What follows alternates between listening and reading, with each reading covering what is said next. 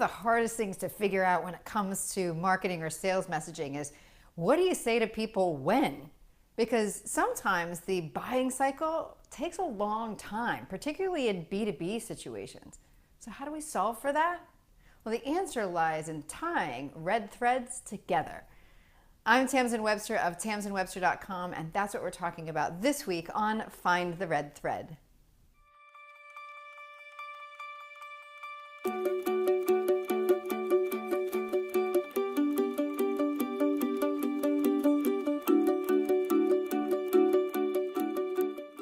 If you think it's hard to structure your messaging over a long sales cycle, you're right. And a lot of times it's made even harder because we're trying to use the same materials and the same messages from the beginning of the sales cycle to the end. Now that does a couple things. First of all, you as the marketer gets totally bored with it because you're like, what else can I say about this thing? And second, we run the risk of not actually answering the questions that our audience has. Now, we've talked about this before, but there really are three fundamental questions that people need to have answered before they will make a change. And it's not just in their comprehension, it's in fundamentally, are they getting the right information that they need? Now, those three types of messages are why, what now, and how, that match to those three fundamental questions: why, what now, and how. Why is, why am I not getting this thing that I want? Why am I struggling to achieve my goal? Why is there a problem that is getting in my way? That's why. Now, in the middle is something that I shorten to what now, but you can think of it as what needs to be true now, what has to be true now. So it's an additional piece of information or additional pieces of information that make the problem of the why impossible to ignore and that set up the change that the answer to how represents. Which brings us to how, which is, if I agree with the problem, okay, I understand why, and I agree with what we need to do now or what needs to be true now, then I am myself going to move to the question, well, how do you do that? What does that actually look like? And that's where the change and the actions, or in the case of branding and sales messaging, what products, services, steps in a process actually look like. Now, if we've got these three questions, then we also have, as I said before, messages and message types that match. But if we use the wrong message type in the wrong place, then people don't get the answers that they need. And if they don't get those answers, they're not going to move forward. So what we need to do instead is structure a series of messages that answer the right question at the right time, even across a long sales cycle. Now, the good news is that you already have two formats to look at for what we're talking about, and both of them are probably in fairly active use in your organization already.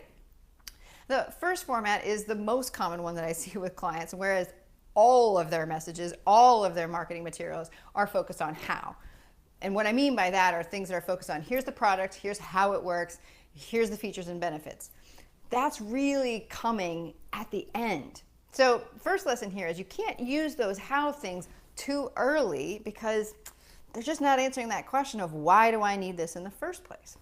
Now, to answer the question of why we need this in the first place, there are a number of approaches out there, but they're probably best captured with what's called the challenger sales messaging approach, where in order to answer that question of why do I need the product in the first place, they recommend that you spend a lot of time on defining a problem, and particularly a problem that your customer or client didn't realize that they had. Now, that's incredibly important because we need to, as Challenger says, make the pain of the status quo exceed the pain of change. We have to make it uncomfortable for them to stay while still answering that question of why. But we can't keep using that approach all the way through the sales cycle because eventually people are like, yeah, I get it. Can you just tell me how the product works? So that's why we need to make sure that those two formats are separate.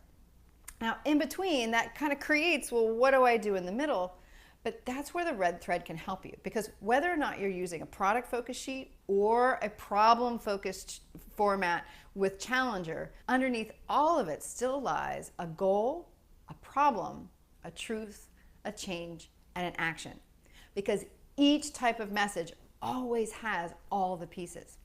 So when you're trying to figure out, okay, I've got my early why type message that's meant to get people to go, oh, I need to think about the problem this way. The the way you start that what now is with the goal of, how do I solve the problem this way? And then through the problem, the truth, the change, and the action, you're going to get them to say, we need to use this approach to solve that kind of problem. Great. Then your how sheets, your product focus sheets, now say, here's how we solve that problem. Goal, problem, truth, change, action.